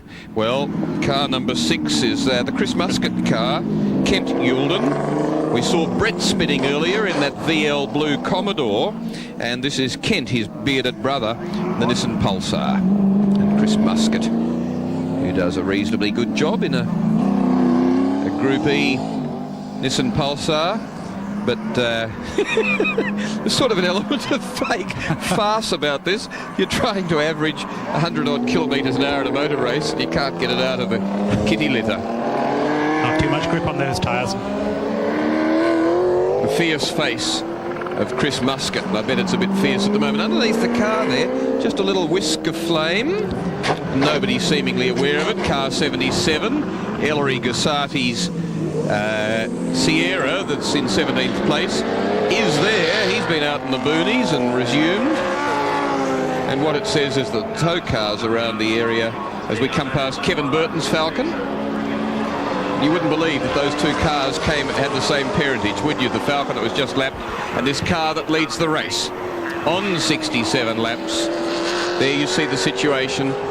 Seaton in 30, Hansford in 11, Mazira in 16, sharing with Grice and possibly Brad Jones. Jeffrey Brabham in 35, is it David Parsons now? Dunstan Harrington in the Brock car that led the race, and Brock O'Brien 05.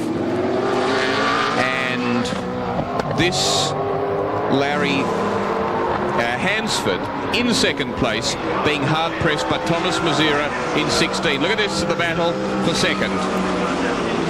And Hansford has actually wound 11 up to fending off Thomas Mazira. Now, on practice times, a 13.38 for Mazira, and Hansford tells me, I think he was comfortably doing sort of mid-15s, he reckons.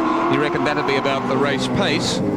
So imagine amazing what a quick one-lap dash time, how that can be brought back. That's right, and Greg doesn't do a lot of driving, and this will do great things for him, get him really sharp again, a little bit of adrenaline, got something to go for, and doing a fine job. Larry Perkins will be very pleased with this. 7/10 of a second between the two of them. Second and third place, the race being led, though, quite clearly and comfortably at the moment, very aggressively, by Glenn Seaton in car number 30. And that situation continues with Muscat's car, and indeed 17th place, car number 6, the Muscat Youlden Pulsar. Peter Brock's ahead of them. He's not smoking quite as much, which I guess means he's just running out of oil, whatever was falling out. Again, I suppose it was that power steering that was nominated. If so, Peter's just earning his money with large biceps.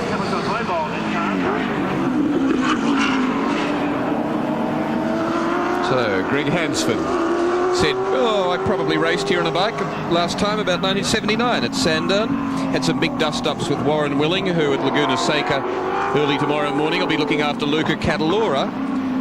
And Luca will be trying to repeat his last 2 World Championship Grand Prix wins. And looked after by Warren Willing, and of course out on his own at the moment in the absence of the reigning World 500 champion Wayne Rainey. And, just a tragedy for a fantastic motorbike rider and a lovely guy. And into second place thrusting, but not quite pulling it off, was Thomas Mazira. And Greg Hansford's taking very brave wide lines there, but determined to grab his apex. Boy, it's becoming Howard Marsden. There's some walking wounded and some wonderful recoveries. This is better than Flanders in World War I. And we've got a long way to go, and I think we've got some information from Ian down in the pits. Thank you, Howard. It's been a very, very tough day for the GIO team. Firstly, Neil Crompton leading the race, got turned around allegedly by Alan Jones. Mark Gibbs took over the car after that and was back in the pits 2 laps later with a broken front air dam. It appears that maybe some of the debris from that air dam has gone up and it has fractured the oil cooler. The car looks like it's going to be parked for the Sandown 500. Aha, well, we thought it was a bit white for oil smoke, but indeed it was, and if it had been steam, which was the only other possible thing, I'd think. And there we see second place changes. So Thomas Mazira 16 is second, Greg Hansford, car 11, shares with Larry Perkins, is third. And P. Brock in car 05 is actually in 6th place. So that he's several laps down. The lead car, Seaton's completed 71. Brock has completed 69. And a further deficit, the 1 lap on Brabham, Jeffrey Brabham and Dunstan, and 19 seconds. I think if Mazira can get past Brock, he will clear out from both of those Commodores. He's the man in form, and it is the lead car, so in the Commodore grouping. I think he will get away and run hard from them. Something I didn't know about Thomas Mazira. I knew he'd started his motor racing hill climbing a Skoda in his homeland Czechoslovakia, but what I didn't know was he's a downhill skier. And he actually left Czechoslovakia for some downhill skiing and discovered that there was a brighter world outside, and there was some harder, faster motor racing than he'd experienced in the Skoda, up some long, windy hills. And blow me down, it's been a long journey from there to being the team manager and lead driver. So it's been the Holden Racing team. Uphill all the way. He's done a great job. Very much liked and respected, and one of those campaigners from Australia who was hungry for world honours, got into the Formula Ford category and carted himself off to England and did it hard in digs and found out big budget competition over there, but wasn't afraid to give it a go. And as I say, one of a number of Australians who've done it and who don't get nearly enough recognition from home for what they really do take on. There you are, Brock, Mazira and Hansford. And Hansford is losing nothing and sticking to him. This might have been, I don't think it was an intended one by Hansford to drop the position, but now he's using it well, and he's trying to stick with Mazira. And providing he doesn't get too close and overheat the car, very comfortable, just staying out of there, the slipstream. And Greg Hansford, I think, is going to use this, and as I say, sensible, get the pressure off him as Mazira goes by Brock and makes it another lap's deficit for car 05. I think that now Thomas is through, he will clear away from both these cars. Brock is a little bit off the pace at the moment. Whatever's happening to him, if it is power steering, is obviously hurting the way in which the car normally flows. But again, good for Hansford. We said it before, Hansford does not do many racing miles, and this is so good for sharpening up the reflexes and knowing how it works. I was looking at the drivers at the driver meeting this morning, and Peter Brock's got pretty big feet for his build, but boy oh boy, I don't think there are any bigger feet around to push the throttle to the floor than in Charlie O'Brien, who's in sharing car 05 with Brock. It's a very seedy looking car at the moment too.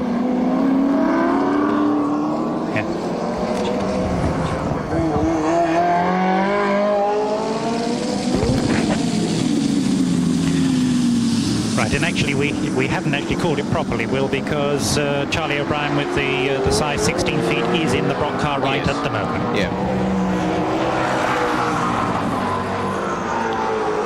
But Thomas is starting to flow nicely now, and he's getting the gap we expected.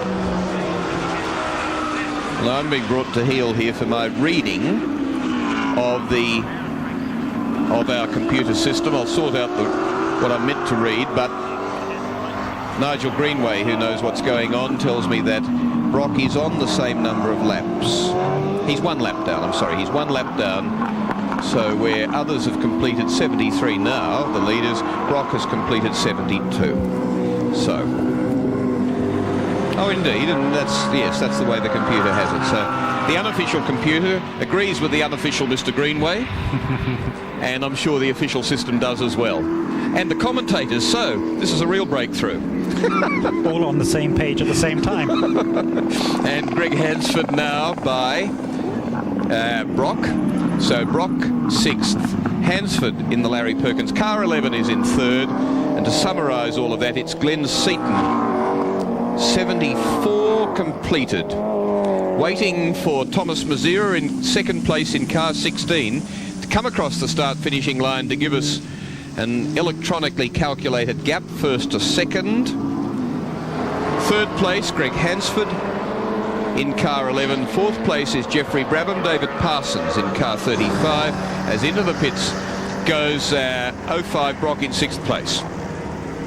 Brock is coming to the pits. Peter Brock is coming to the pits because he has been black flagged by the officials for the leaking oil. The officials have been very kind to Brock over the last 50 or 60 laps. There have been quite a number of discussions between the stewards, the officials and the team. At one stage, the officials actually came to the team and thanked them for bringing Brock in under that first pace car.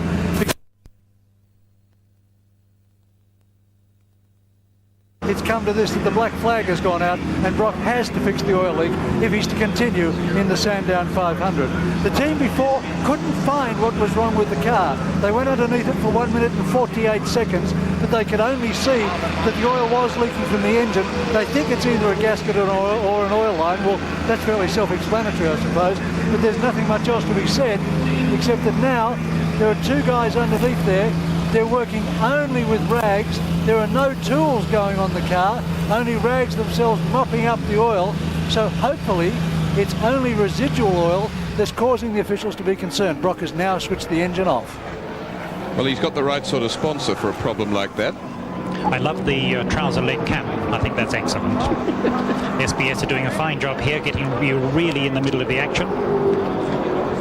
It's one of the moments of, in a very technical and high technology sport, one of the moments of high farce when a frantic team's trying to find something untoward like this, and as you say, it gets down to rags. They're also checking as to how much oil is actually being used out of the reservoir which is held in the boot of these cars, and then they may be able to argue with the organisers that it is more show than go.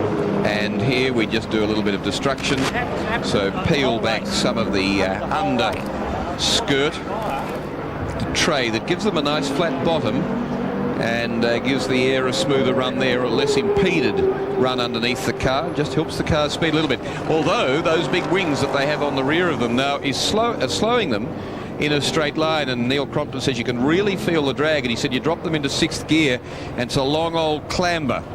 He said the revs probably drop back to about 6.6, 6.7 or something from revving it out in 5th gear, and they really slow up. But down in the pits is Peter Brock. Brock, what is wrong with the 05 car? Well, from the beginning of the race, like I'm talking lap 1, it's had just a sort of a sniff of smoke in the cabin when you backed off for a corner.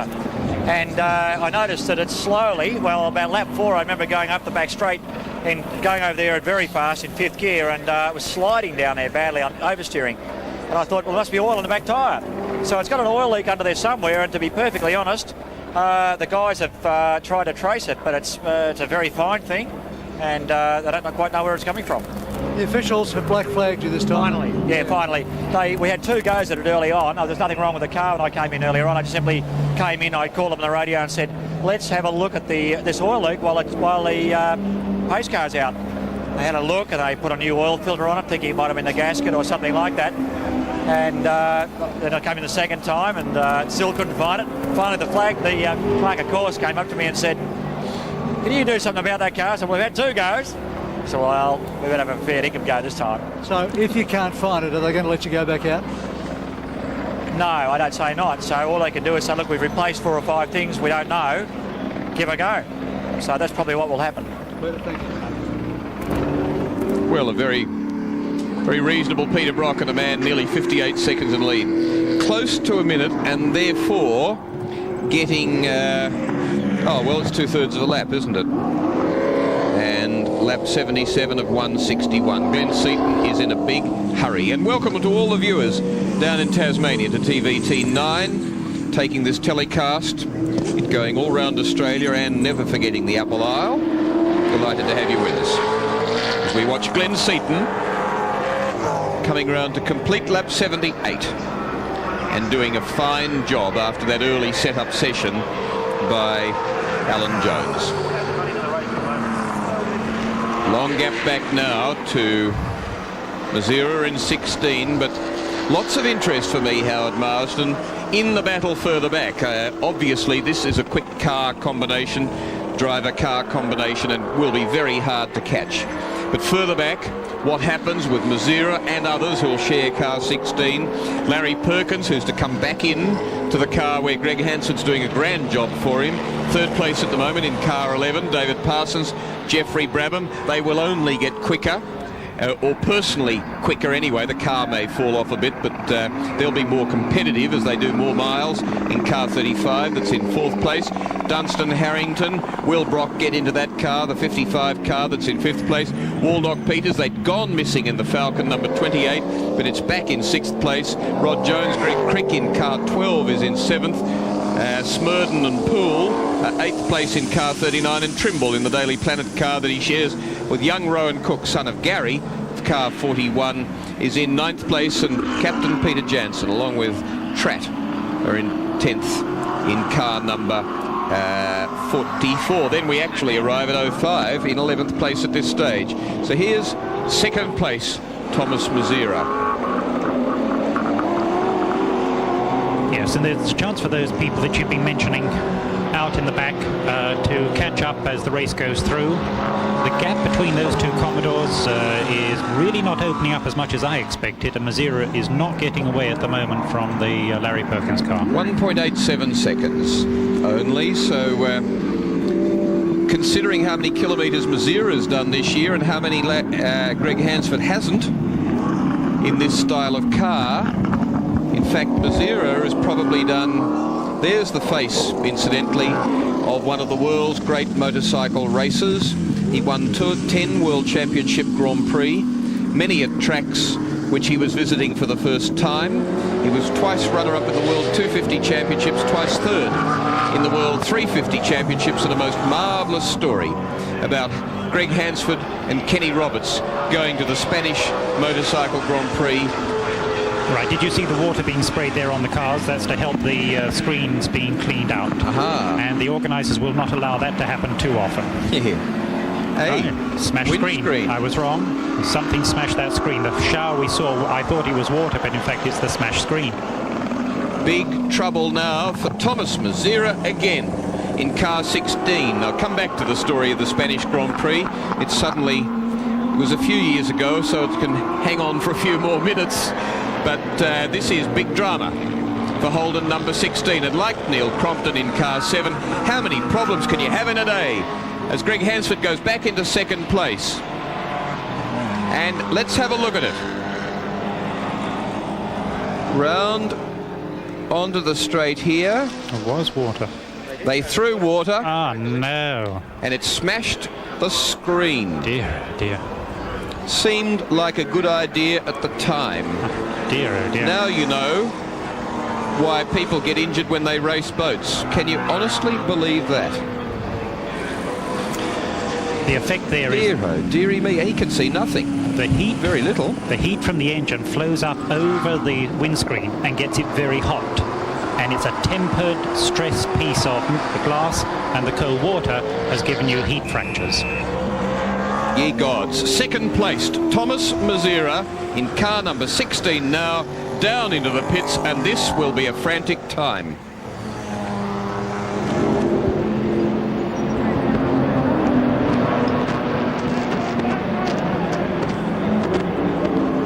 All you know of this is that they won't do it again.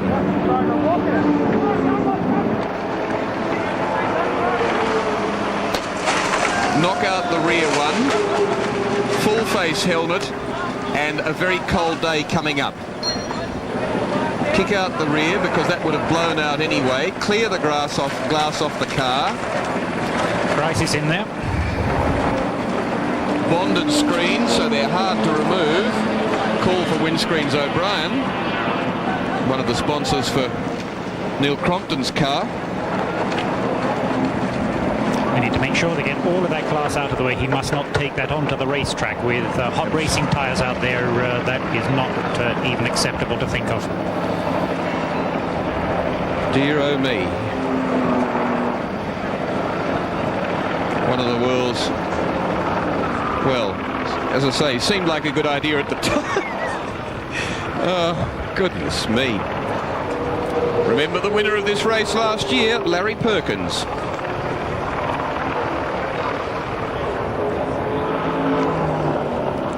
I'd love to know Thomas Mazira's comment when that happened. I wonder what check for that's a nuisance is. So, Gloves on Grice, trying to get this stuff out of the corner. And there'll be stuff flailing about inside the car, but enough clear for their satisfaction. I don't know for anybody else's. And away goes car number 16 in 5th place at this stage. We'll check it across the finishing line, and very clear view through the car now. Very cold day coming up. And very hard with the light amount of rain that's coming up. It'll get up on the windscreen. And totally different aerodynamics over that rear wing. The air that's hitting the rear wing now is coming through the car. It's disturbed there. It's not the air flowing through in that pattern off the roof and down onto the wing. Totally alters everything. Will be interesting to watch his times. And down in the pits, John Smales. And I'm with Alan Grice, and there's been glass flying everywhere, much of it from Alan Grice's hands. Have you hurt yourself? No, not at all, but the object is to get the glass out, because if we drop glass on the track, will obviously be black flag. As it is, I think we've got a stop-go penalty. I'm not sure what's that for. Maybe it's for throwing water at the car in the first place. But you've got to remember that we're talking about driver safety. If the bloke can't see out of the bloody window, you've got to clean the windscreen. 1 minute and 37 seconds lost, Alan. Yeah, well, that happens in long-distance races, but, you know, I know exactly how Thomas was feeling. I've had that same thing, most of us have. When you get that oil smear on the screen, you know, I mean, you can trace it back. Maybe the 05 car should have been black flagged for throwing the oil out in the first place. You know, where does it end? Alan Grice, a bit upset. And that car in 5th place, car number 16. Has dropped 2 laps. So that's the situation. Has a very eventful Sandown 500 here at the southeastern suburbs of Melbourne. Just over half race distance, and plenty of long, hard racing and incidents still to come. Just under 2 hours ago that the Sandown 500 started. The race has been run regularly since 1964, and that all Holden front row of the grid, very nearly charged down the centre by Alan Jones, but he and then Neil Crompton did a superb job off the start. The cars now have done 87 laps in this 161 lap race, but this is what happened in the opening hectic lap of the race, just 3 weeks before the Tui's 1000 at Bathurst. And Thomas Mazera in the lead, Holden number 16 doing a great job. Alan Grice further back in their second team car, until Mazera, leading for the first 4 laps, then struck this problem, and in car number 15, which couldn't be resurrected, came to a halt around the track, created ultimately a pace car situation that lasted for 4 laps, the first of 3 pace car situations. Then Neil Crompton, tipped by Alan Jones. When Crompton had been doing a superb job, he led on lap 5, taking it over from Thomas Mazera. But far worse was to come for Neil Crompton in the GIO car that had been qualified 5th and had gone so well in the early part of that race. And then he had the big lose on his own account and off into the kitty litter, and that still wasn't the end of their problems. It was a more serious one. But young Neil Crompton, 32 years old, who'd done a sensational job so far this weekend and led the race at one stage, and couldn't quite hold on to this one. Larry Perkins, just in front of him at that moment, had earlier at that corner rescued a similar situation. Then the throttle cable, the bit on the end of the throttle cable sweated onto the cable just after John Bowe had taken over the car, left him at the furthermost point of the track, and then things got really bad for car number 7. Shouldn't laugh, but they're probably at the laughing stage by now, along with Dick Johnson, because this one for Mark Gibbs. Crompton at this stage, having taken a rest, brought the car in, and what it was the splitter at the front hold the oil radiator, and then Peter Brock's car that had been leaking oil through the races resumed now and is in 10th place. But a persistent and continuing oil problem in car 05 had refused to go away, and the officials had said, we'd better look after everybody else as much as the local hero. And so they brought him in, and then they thought they'd clean the windscreen on car 16 for the Holden racing team that Thomas Mazera had taken over. All they did was smash it, and then they had to clear it. So, like car number 7 for GIO, car number 16 for Holden racing team, just had a litany of problems. and there was glass everywhere, and Alan Grice trying to clear the problems. And down in the pits, John Smales has been a busy boy today, and he's still, I know, got plenty to come. And Will, Peter Brock has been around long enough to remember what happened when someone last threw a bucket of water at the front windscreen of a car.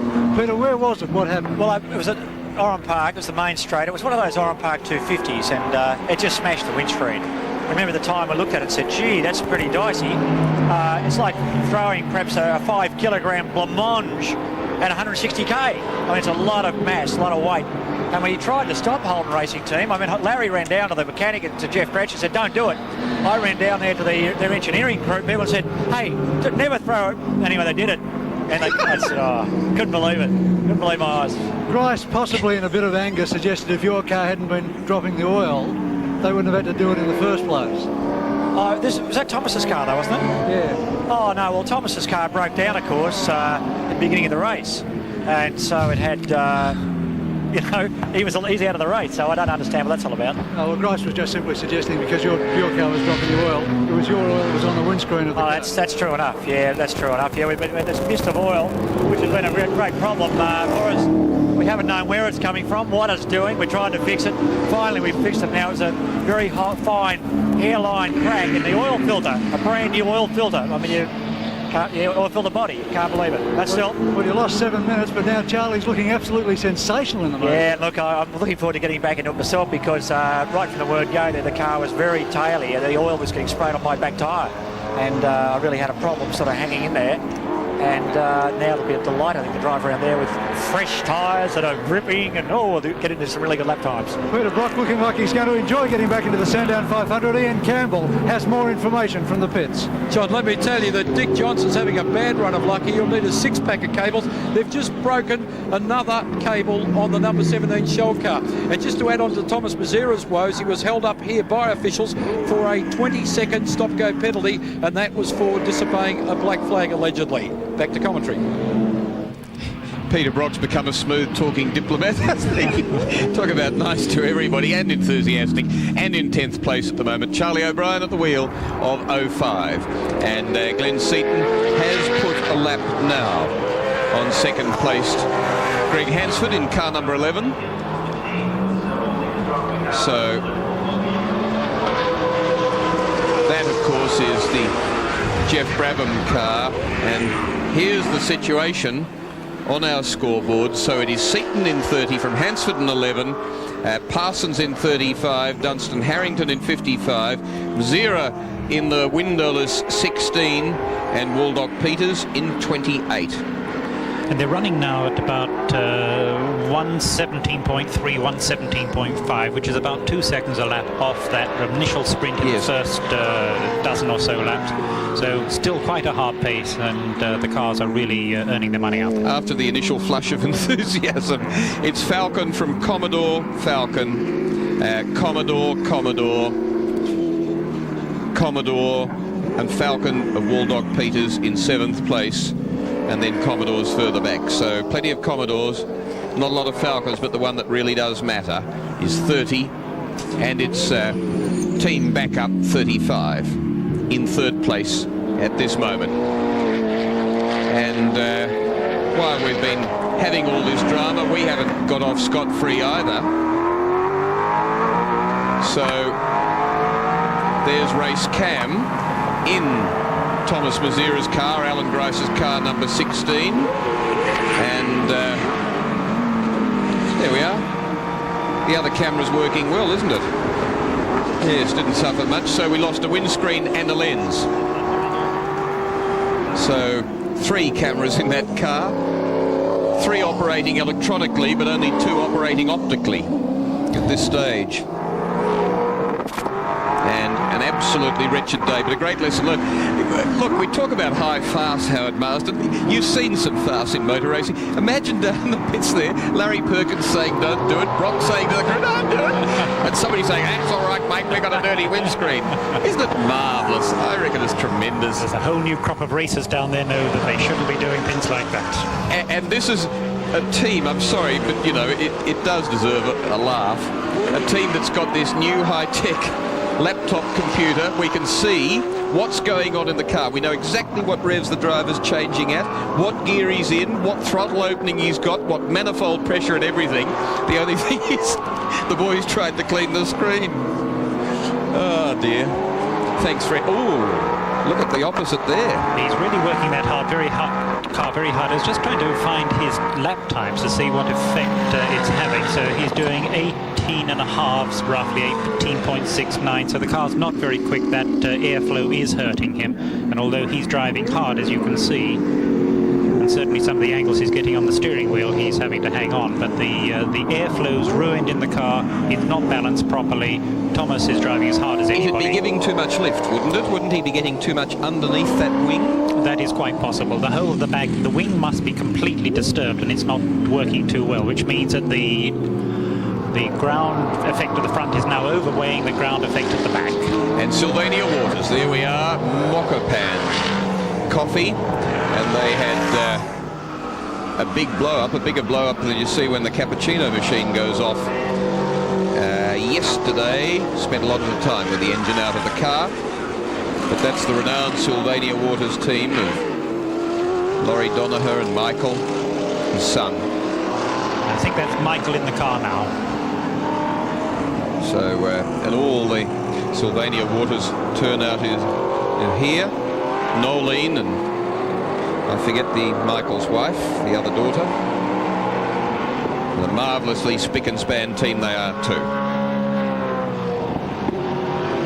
And in car number 21, that is Michael in the car. They are off the official chart, so they're in the last 2 or 3. Can that be right? They had a very long pit stop at some stage, so yes, long way back. 21st, there we are. We have it. And Colin Bond behind them, then the pace car. And Thomas Mazira. That's right, they're, what's that, 55 odd laps behind. They're out there, they're getting experience. So Colin Bond's had a wretched time too in the Caltex little Toyota Seeker, because it's down at last place, 22nd. Donaher's just one forward of that, 21st. Peter Brock, soldiering much better. And it's one of those cases where they've probably solved their problems and may well do a comeback from here. 10th place, a lot of laps down now, so that they've completed 88 laps where the leaders completed 95, so they're minus 7 laps. But nothing to do but to charge hard for Charlie O'Brien and for Peter Brock. And don't forget that their car 55, Troy Dunstan and Steve Harrington's in 4th place. So bursting onto the back straight that he knows so well. This race, which he's won 9 times, comes Charlie O'Brien in Peter Brock's car. It's Brock, of course, that's won the race 9 times. Whoa, boy, he's busy. And he's really looking hooked up and good. And yet at that time he's doing middle 117s, forgive me, and out in front, Seaton still about a second a lap faster than that. And a 17 dead for Greg Hansford there as he came through.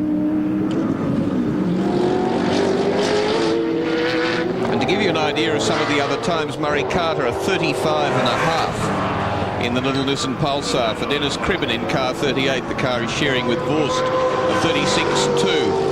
Burton and Malrose, similar time to Murray Carter, only a few tenths quicker, a 35.3. So some 20 odd seconds difference. So a potential to be lapped every 4 laps by the flying Glenn Seaton. And a few laps yet before Glenn Seaton due to pit, because about 54, 56 laps, some pace car laps that would have used less fuel. So pace car is out though, and it's hooking up with Glenn Seaton, saying to the first car here, go by, I want Glenn Seaton, the race leader. Sir Glenn, probably about, in the normal plan of things, about 15 laps from pitting. Yes, something like 13, 15. Probably take it out to as many as 20. But Seaton really should like this race, because had his first major victory here in '86 with George Fury. They were second on the grid, but won. He won again in 1990 with George Fury. Drove a Skyline with John Bowe in '87, qualified 8th. Then a Skyline with Anders Olofsson in '88, and he was 3rd on the grid. Then he shared a Sierra with John Goss. The Sierra with Fury took that to victory in 1980. Sierra with Greg Hansford in '91. Pole position, one of the pole position cars not to win. Nothing has done so since 1980. Retired. And a Falcon with Alan Jones, 6th on the grid, retired last year. That, of course, was the debut of this car. We're looking there at 55. The Dunstan Harrington car, another one. With, remember what happened to Neil Crompton's car number 7. It holed the oil radiator that's in just behind there, Howard Marsden, and not far up above it. That's right, and actually deliberately designed to have air scooped up by the flapping front air dam into the oil cooler to keep it cool. Therefore, those pieces have got direct access to the oil cooler fins. And they're very lightly built oil coolers, aren't they? They're aluminium. Yes. And it doesn't take much to pierce them at the speeds these cars go. A few parked cars around the track, and nobody's really scheduled to come into the pits for no, it's stops. a little early, and particularly bright.